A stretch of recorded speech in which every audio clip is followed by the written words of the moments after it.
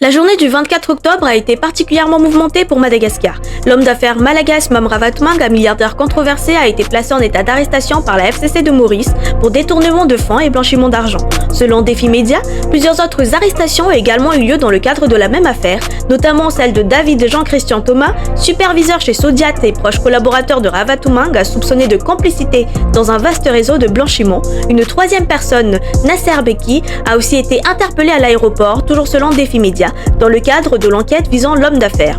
En parallèle, dans la soirée du 24 octobre, les médias locaux ont rapporté la publication d'un décret signé par le Premier ministre Erin Salama Ratsonariville, officialisant le retrait de la nationalité malgache à l'ancien président Ange Radziwill. Ce décret, publié au journal officiel, confirme que l'ancien chef de l'État ne conserve désormais que sa nationalité française, obtenue par naturalisation en 2014, une décision largement relayée par la presse internationale.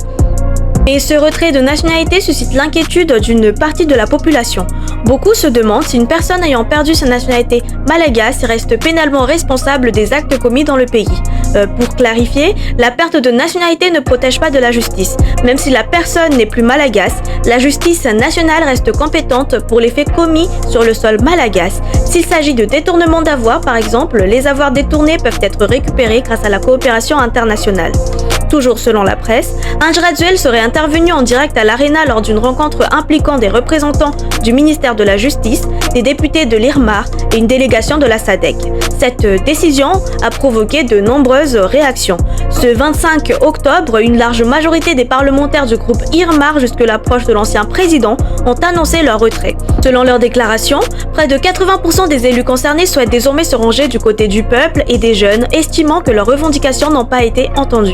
Ils dénoncent les violences récentes, le manque de réponse de l'État et affirment vouloir soutenir les efforts du colonel Michael Randrianirina, actuel chef de l'État. Parallèlement, les partisans de l'ancien pouvoir ont organisé une manifestation sur la place du 13 mai, en soutien à Ange Radziwill. Les rassemblements étaient menés par Rina Ravalomanana, conseillère de l'ancien président, et par la ministre par intérim de l'Éducation nationale, Saounja Malala Marie Michel. Selon Orange Actu, cette dernière a réaffirmé qu'Ange Radziwill demeure le président légitime de la République de Madagascar, tout en rappelant que la Haute Cour constitutionnelle a précisé qu'un président par intérim exerce actuellement les fonctions sans disposer des mêmes prérogatives qu'un président élu.